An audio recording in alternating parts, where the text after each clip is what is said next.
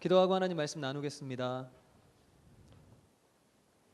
우리 귀한 셀장님 나오셔서 기도 인도하시며 우리 목사님 하나님의 말씀을 대언하게 해 주시옵소서라고 기도하였는데, 정말로 하나님의 말씀을 하나님의 말씀대로 전할 준비가 되어 있는 목사인지 주님 앞에 먼저 점검되기 원합니다.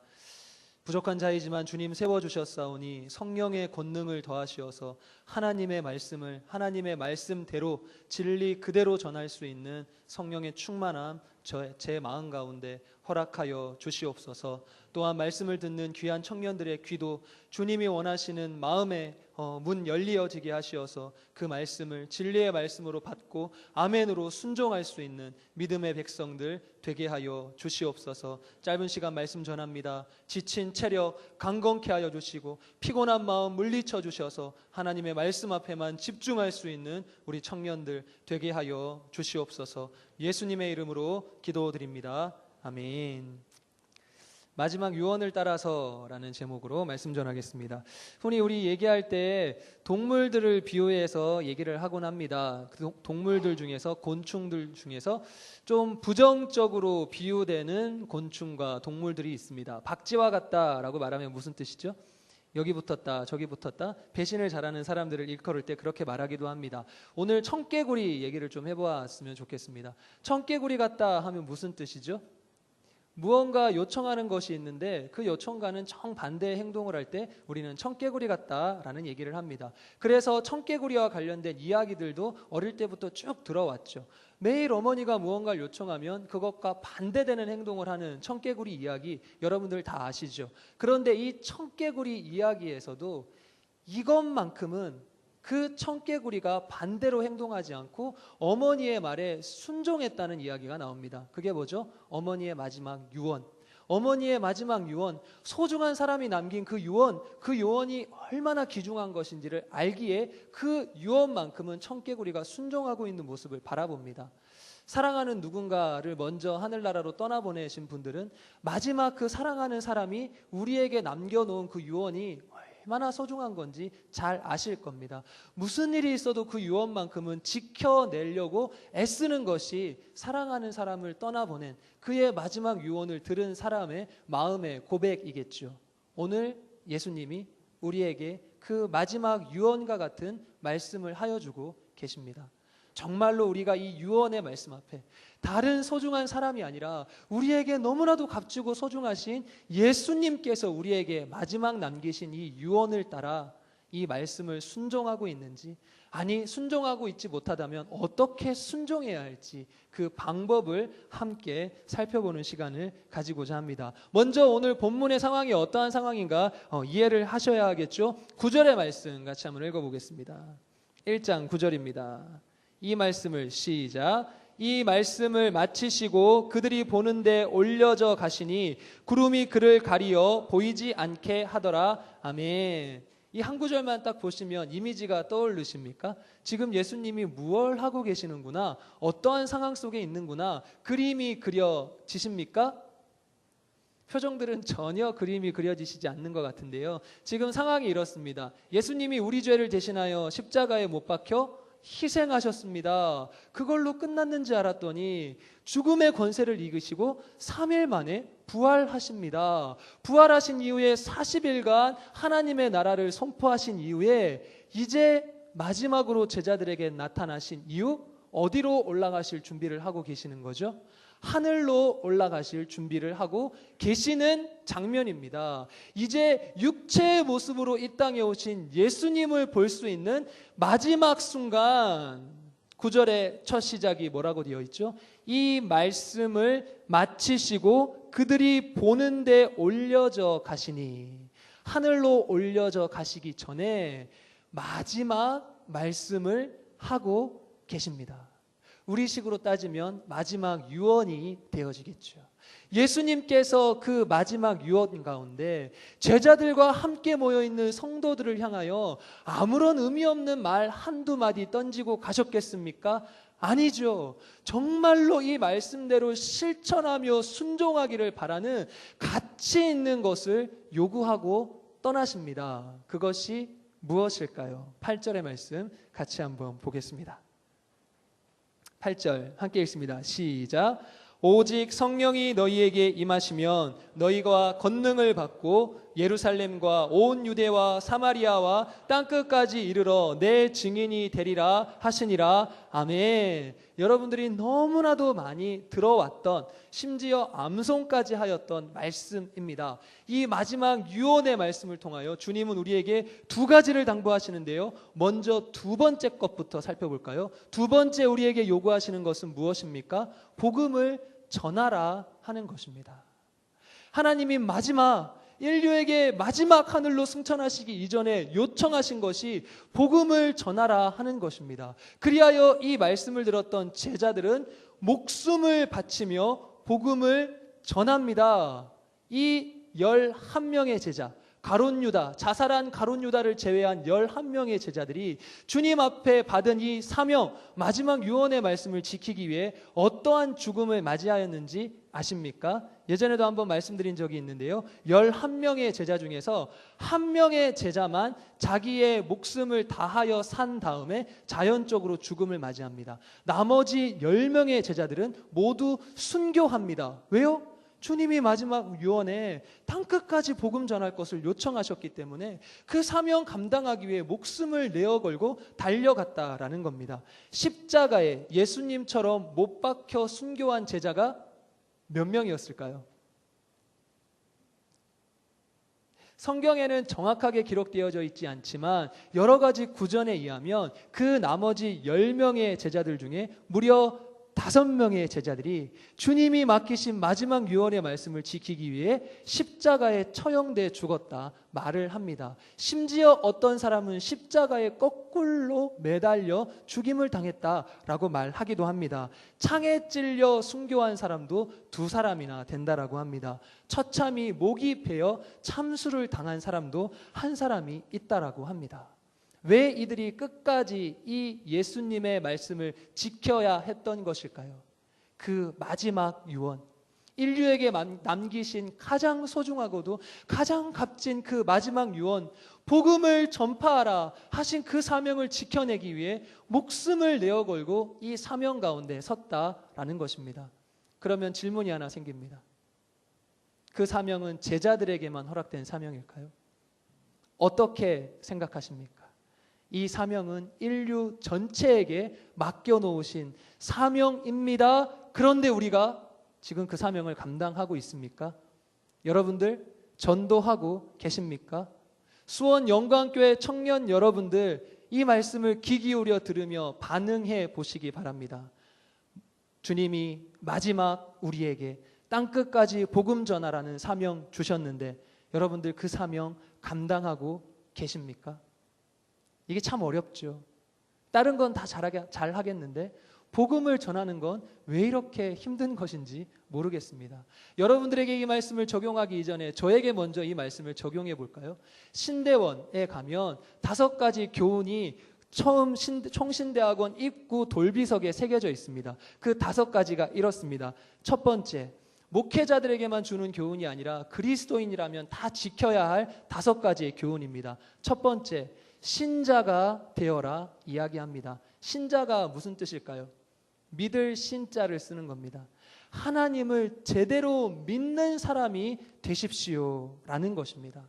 목사가 되려 한다면, 그리스도인이 되려 한다면 먼저 예수님을 향한 바른 믿음을 가지십시오. 신자가 되어라 얘기를 하는 겁니다. 두 번째, 학자가 되어라 얘기를 합니다. 하나님의 말씀을 바르게 배우고 바르게 연구하여서 바른 복음 가운데 서는 학자가 되어라 얘기를 하는 것이죠. 세 번째, 성자가 되어라 얘기를 합니다.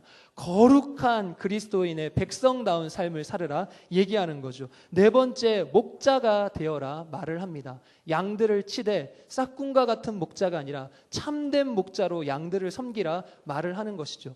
1번부터 4번까지의 교훈을 지키는 것도 쉽지 않은데요. 저에게 있어서 가장 지켜지지 않는 건 5번째 교훈입니다. 5번째 교훈이 무엇일까요? 전도자가 되어라. 목사인 저에게도 누군가를 전도하는 건 쉬운 일이 아닙니다. 목사님 너무하십니다. 목사쯤 됐으면 전도 잘 하셔야죠 하는 분들 분명히 있을 겁니다. 그런데 솔직히 저도 낯선 사람들에게 가서 노방 전도하는 것이 부담이 되어집니다. 낯선 사람들에게만 다가서는 것이 부담되어질까요? 친숙한 사람들에게 찾아가서 복음을 전하는 것도 부담됩니다. 이 앞에 카페가 하나 있습니다. 놀이터라는 카페가 있죠. 목사님들과 점심시간 식사 이후에 잠시 가서 차를 마실 때가 있습니다. 여러 번 갔기 때문에 거기에 있는 일하는 조고모들과 인사를 할 정도로 친한 관계입니다. 이쯤 되면 복음을 전해야겠다 기회가 여러 번 찾아오는데 쑥스러워서 마음속으로는 교회 한번 가시죠. 교회가 바로 옆인데 수원영광교회 청년부 같이 가시죠 해야 하는 마음은 생겨나는데 막상 쑥스러워서 그 얘기를 못합니다. 그 놀이터 옆에 미장원이 하나 있습니다. 반해요. 자주 갑니다.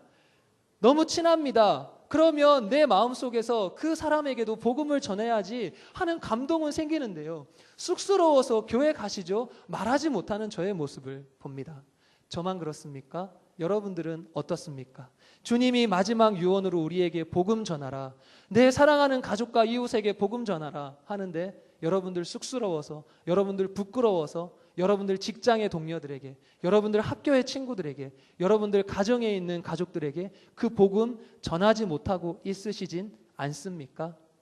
이제 9월부터 2학기 제자훈련이 시작될 겁니다. 추석까지 인원을 모으고 추석이 지나면 2학기 제자훈련이 진행되어질 건데요. 제자훈련하면 4가지 특별한 미션을 줍니다. 다 말해드리면 신비감이 떨어지기 때문에 한 가지만 말씀해 드릴게요. CGB 미션이라는 게 있습니다. 뭘까요? 오늘 설교와 관련된 미션입니다. CGB로 제자훈련 받는 모든 사람들을 데리고 갑니다. 그리고 풀어놓고 전도를 시킵니다. CGV에 영화를 보러 온 사람들, 지나가는 사람들 부여잡고 시간 있으세요? 라고 말하면서 복음을 전하게 합니다. 다 끝나고 하는 말이 그것입니다. 부끄럽긴 하였습니다. 그러나 기도하고 그 일들을 행하고 난 다음 내 마음이 너무나도 뿌듯합니다. 그런데 다들 첫 마음은 어떤 마음인지 아세요? 부끄럽다는 거죠. 가서 1시간 기도하는 게 너무 부담스럽다라는 것이죠. 이게 우리의 현재의 상황 아닙니까? 주님이 마지막 유언으로 복음 전하라, 땅끝까지 복음 전하라 말씀하셨는데 우리는 신앙생활하면서 이것만큼은 감당해야 할 사람들이 이 일을 감당하지 못하고 있다라는 것입니다. 수련회 갔습니다. 수련회 가는 첫 프로그램에 전도하는 미션을 넣었더군요. 너무 감사했습니다. 너무 그 미션 잘 넣었다 생각이 되어졌습니다. 그런데 쉬우시던가요? 여러분들 삶에 전도가 익숙하다면 너무나도 쉬운 전도였겠지만 그렇게 단 한 번이라도 전도하는 게 쉬우시던가요? 이것이 우리 현재의 상황입니다. 이제 어찌하시겠습니까? 계속 쑥스러워하며 복음 전하는 것 망설이시겠습니까? 아닙니다. 주님이 맡기신 마지막 사명 앞에 나만 천국 가는 것이 아니라 나의 사랑하는 이웃과 직장의 동료, 학교의 친구들, 더욱이 사랑하는 가족들에게 복음을 전파하시는 우리 수원영광교회 모든 청년들 되시길 소망합니다. 그런데요, 제자들도요, 이 복음 전하는 것이 그들의 첫 마음부터의 목적과 목표는 아니었던 것 같습니다. 그들도 우리처럼 그들의 첫 마음의 목표는 다른 것에 있었던 것 같습니다. 함께 읽었던 6절의 말씀 같이 한번 보겠습니다. 6절 읽습니다. 시작. 그들이 모였을 때 예수께 여쭈어 이르되 주께서 이스라엘 나라를 회복하심이 이때니까 하니, 제자들이 예수님께 여쭤봅니다. 예수님, 하나님 나라가 언제 회복될까요? 하나님 나라 40일간 승천하시기 전에 말씀하셨는데 그 하나님의 나라가 언제 오겠습니까? 이 제자들의 속마음이 어떤 것인지 아십니까? 하나님의 나라가 빨리 회복되어야 내가 그 하나님의 나라에서 큰 자리 하나를 차지하고 떵떵거리며 살 수 있을 텐데, 하나님이 약속하신 그 상급, 하나님이 허락하신 그 지위를 내가 차지할 수 있을 텐데, 이들의 첫 순위, 우선순위는 복음 전하는 것에 있었던 것이 아니라 빨리 하나님의 나라가 와서 내 명성을 내고 내 상급을 받고 내가 잘 되는 것에 있었습니다. 제자들도 그 첫 마음은 그리하였습니다. 우리와 동일하게 예수님의 복음을 전하는 것이 1순위가 되어지지 못하고 어떻게 하면 나에게 좀 더 좋은 것이 허락되어질까? 좀 더 좋은 학교, 좀 더 좋은 직장, 좀 더 좋은 스펙 차지할까? 제자들의 첫 관심사도 이러하였지만 예수님의 마지막 유언의 말씀을 듣고 변화되었다라는 것입니다. 여러분, 우리도 변화되어져야 할 줄로 믿습니다.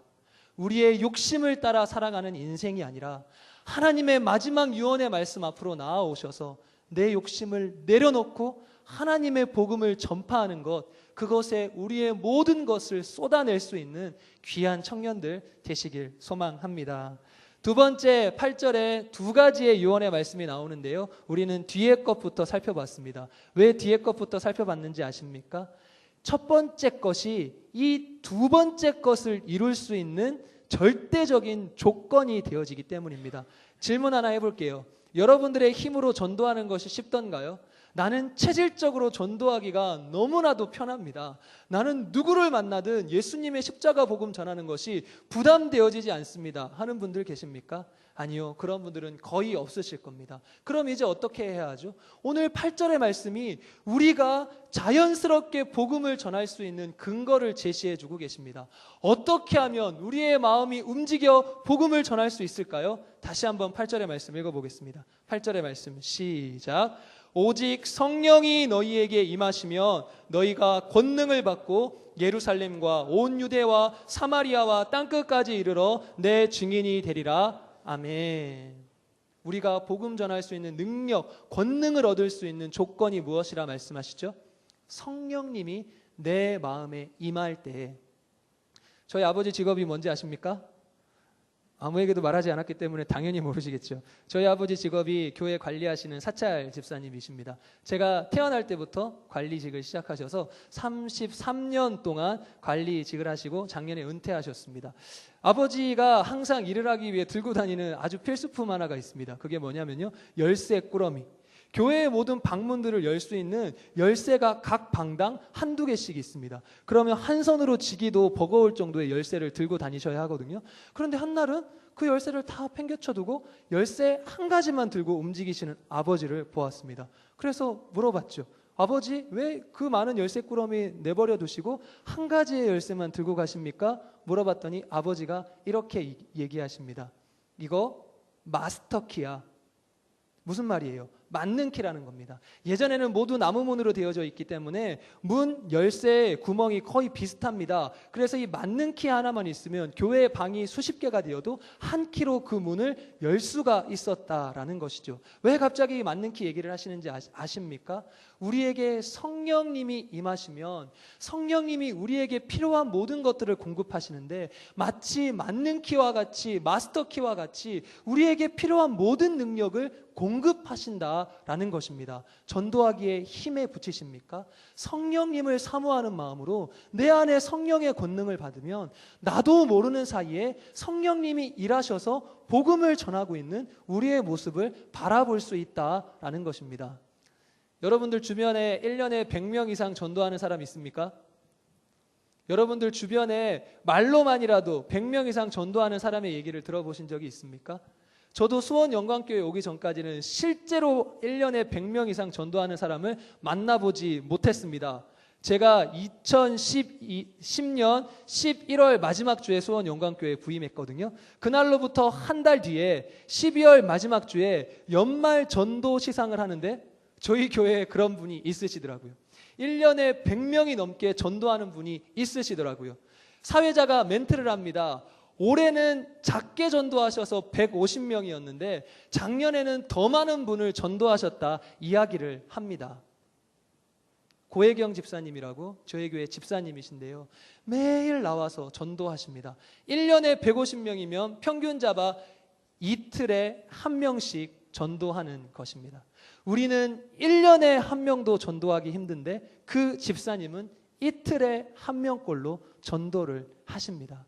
집사님, 어떻게 그렇게 전도가 가능하세요? 목사인 저도 전도하는 게 그렇게 부담스러운데 집사님 어떻게 그렇게 전도를 잘 하세요? 물어보니 집사님이 이렇게 얘기하십니다. 이른 아침에 하나님이 날 깨워주신대요. 이른 새벽에 피곤해 죽겠는데도 하나님이 날 깨워주시면 기도하러 새벽제단 앞으로 나아갈 수밖에 없답니다. 새벽제단에 나와서 간절히 기도하고 나면 그 아침 피곤한데도 전도용품을 만드십니다. 쿠키를 만들고 반찬을 만들고 주공아파트, 푸르지오 곳곳을 뛰어다니면서 전도를 하십니다. 야구르트 아줌마 아십니까? 야구르트 아줌마가 야구르트를 가득 담아놓은 냉장고 조그만 거 하나 끌고 이동하시죠. 그 집사님도 동일한 캐리어를 끌고 그 안에 많은 전도용품을 넣으신 다음에 집집마다 찾아가시면서 벨을 누르고 전도를 하십니다. 그런데 그렇게 하게 된 이유가 성령님이 그 마음 안에 뜨거움을 주신답니다. 성령님이 전도를 안 할래야 안 할 수 없는 마음의 감동을 주시는데 이른 새벽 4시 반부터 일어나서 저녁에 12시가 되어질 때까지 쉬지 않고 전도할 수밖에 없다 얘기를 하십니다. 이것이 성령의 권능을 받은 사람의 모습이라는 것입니다. 성령의 권능을 받으셨습니까? 성령의 권능을 받으셨다면 여러분들도 이 고집사님과 같이 전도하고 계시겠죠. 우리에게 필요한 것은 성령의 권능입니다. 전도를 위한 성령의 권능뿐만 아니라 하나님이 약속하신 풍성한 삶을 위하여 우리에게 필요한 것은 성령의 능력임을 믿으시기 바랍니다. 그럼 이 성령의 권능을 어떻게 부여받을 수 있을까요? 마지막으로 4절의 말씀 같이 한번 읽어보겠습니다. 4절, 1장 4절의 말씀 함께 읽습니다. 시작. 사도와 함께 모이사 그들에게 분부하여 이르시되 예루살렘을 떠나지 말고 내게서 들은 바 아버지께서 약속하신 것을 기다리라. 아멘. 아버지께서 약속하신 것이 무엇일까요? 성령님이십니다. 성령님이 내 마음속에 임하기 전까지는 예루살렘을 떠나지 마라. 끝까지 성령님이 내 마음에 찾아오시기를 사모하는 마음으로 기다려라 얘기하고 계십니다. 성령 충만 받고 싶으십니까? 방법은 딱 한 가지입니다. 성령 충만이 내 마음에 임하는 그 순간까지 사모함으로 기다리는 것입니다. 사모함으로 기도하는 것입니다. 주님, 내 힘으로는 이 험난한 세상 살아갈 수 없습니다. 내게 필요한 건 성령의 능력, 그 성령의 능력이 내 마음에 임할 때까지 사모하는 마음으로 기다리겠습니다. 내 마음에 찾아와 주십시오. 이렇게 기도하여 성령의 충만함을 받으시는 우리 수원 영광교회 모든 청년들 되시길 소망합니다. 말씀을 빨리 마쳐야 되겠다는 부담감이 밀려옵니다. 힘을 내시죠. 말씀을 마무리하겠습니다. 라이언 일병 구하기라는 영화 보셨습니까? 그 첫 장면 기억나시는 분 있으세요?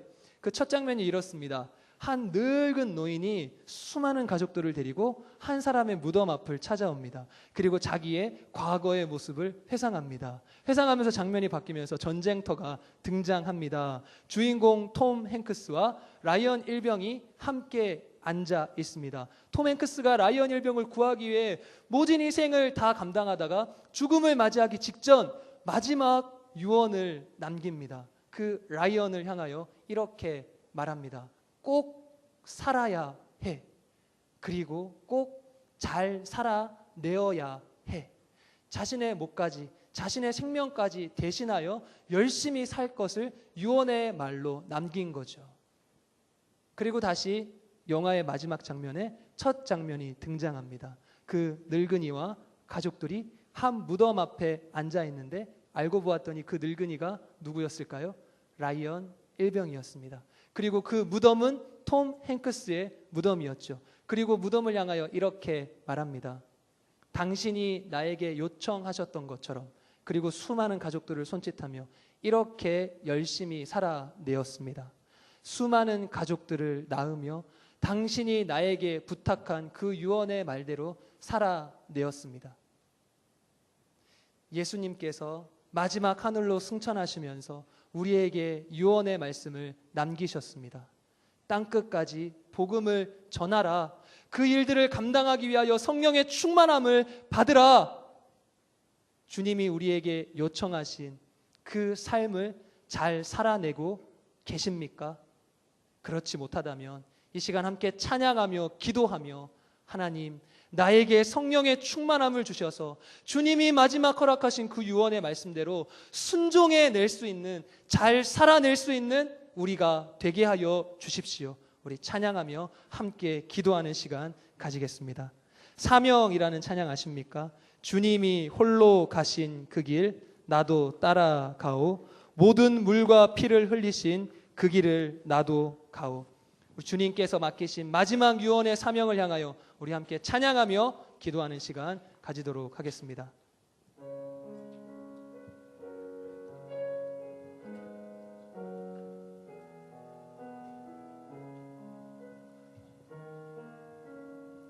주님이 홀로 가신 주님이 홀로 가신 길 나도 따라가오.